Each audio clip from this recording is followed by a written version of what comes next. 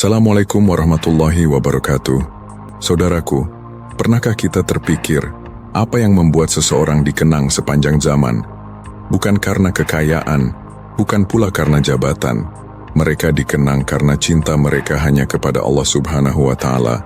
Inilah kisah para wali Allah, orang-orang yang hidupnya penuh keberkahan dan keteladanan. Jejak para aulia, pelita abadi di tengah gelapnya dunia.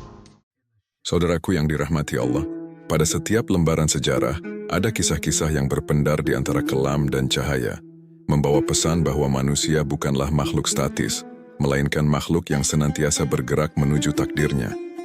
Ada yang terjatuh dalam kegelapan, namun ada pula yang bangkit dalam cahaya pengampunan. Tidak sedikit mereka yang terpuruk dalam jurang kelam, hanya untuk kemudian melesat menjadi bintang yang menerangi peradaban.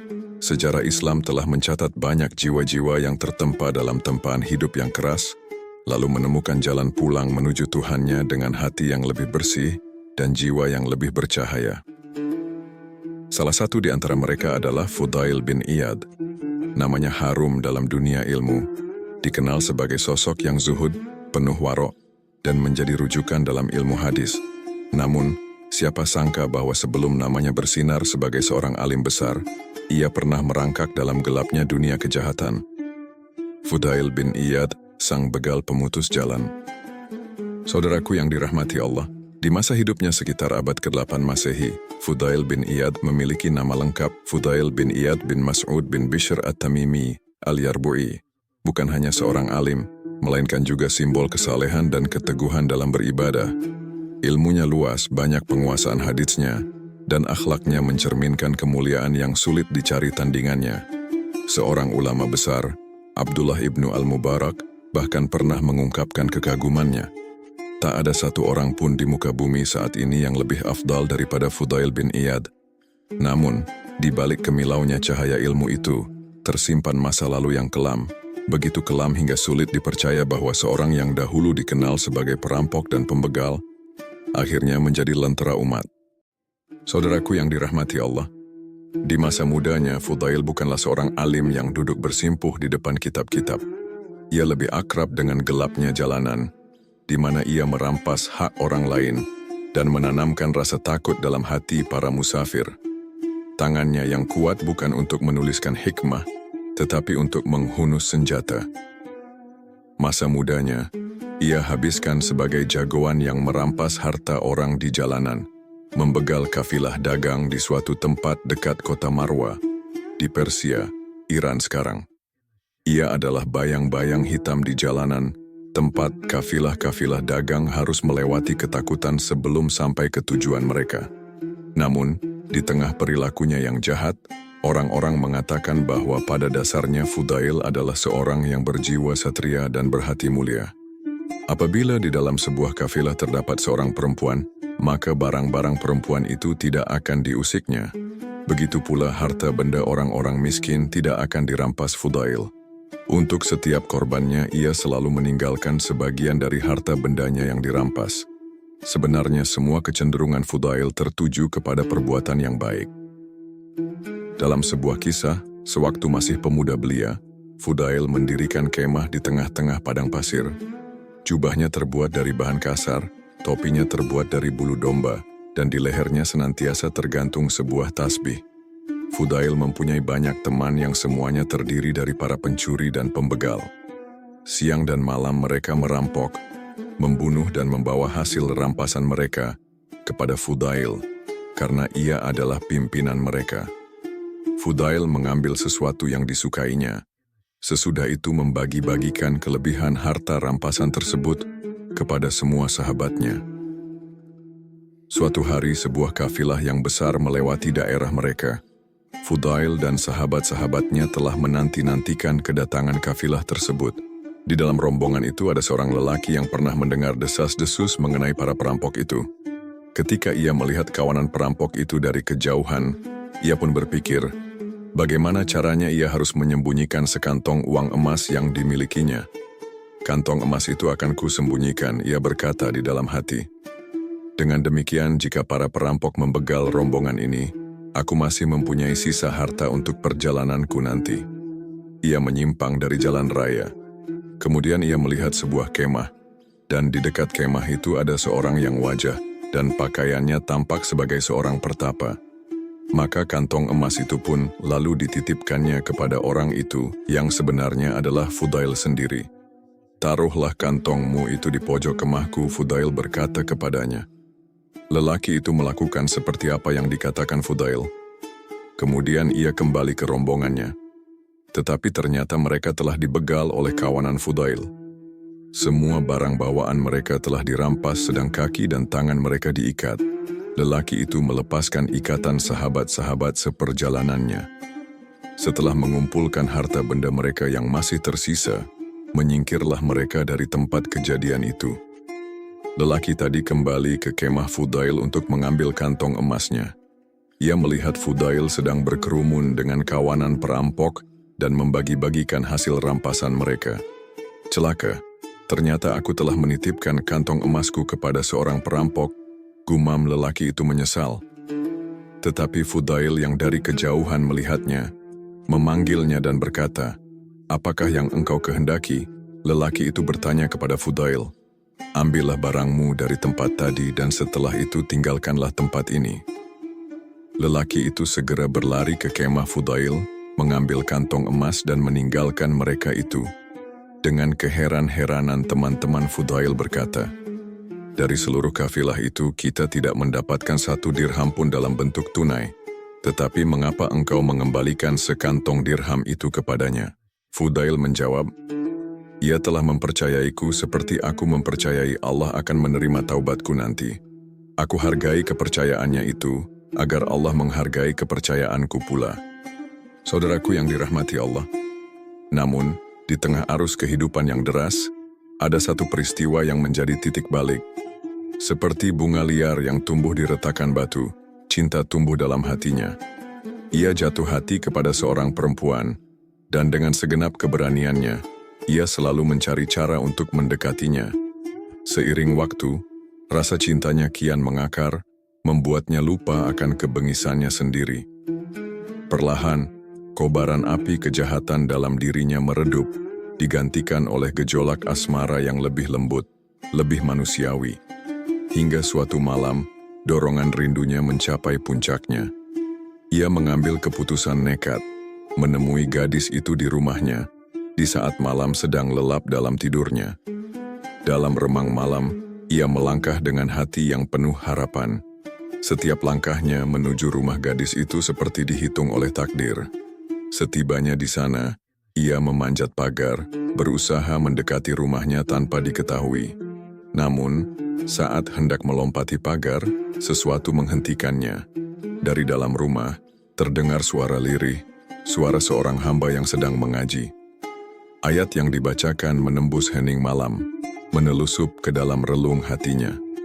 Perlahan namun jelas dia mendengarkan suara yang sedang melantunkan Al-Quran surat Al-Hadid ayat 16 yang artinya, "Belum tibakah waktunya bagi orang-orang yang beriman untuk secara khusyuk mengingat Allah dan mematuhi kebenaran yang telah diwahyukan kepada mereka, dan janganlah mereka berlaku seperti orang-orang yang telah menerima kitab sebelum itu.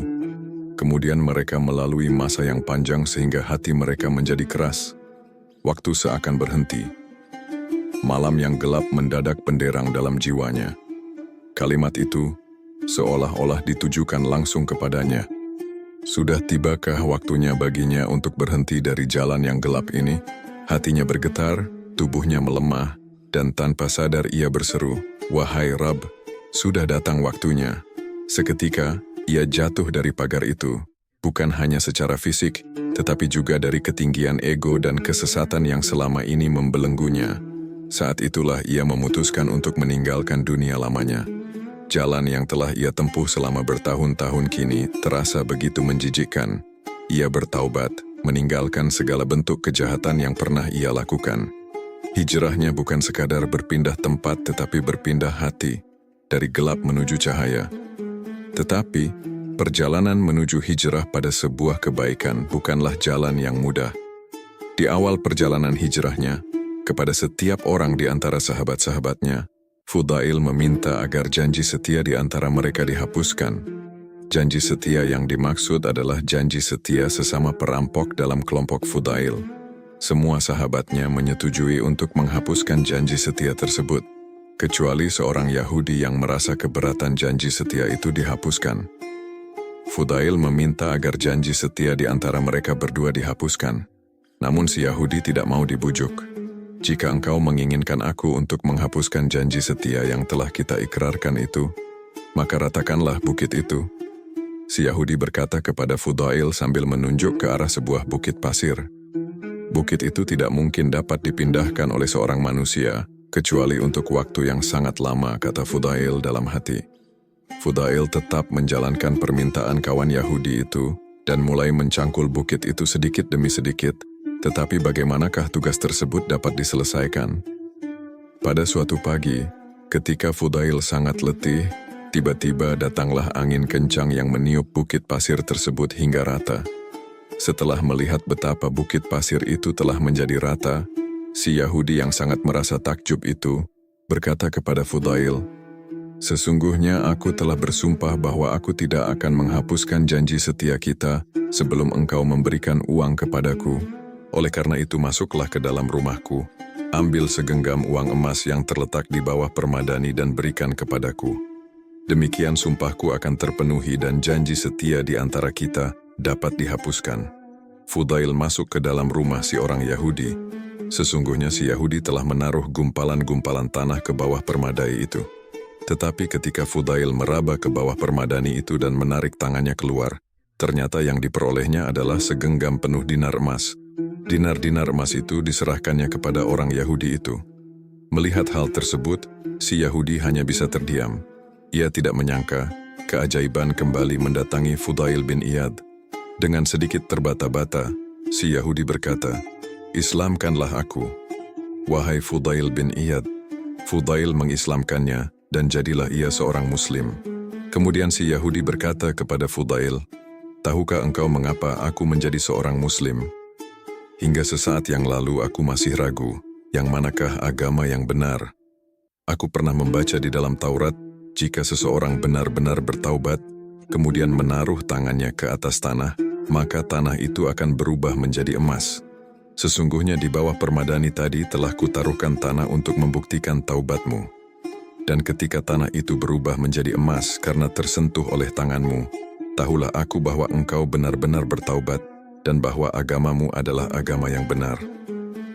Saudaraku yang dirahmati Allah, kisah Fudail bin Iyad adalah bukti bahwa manusia bukanlah makhluk yang dikurung oleh masa lalunya.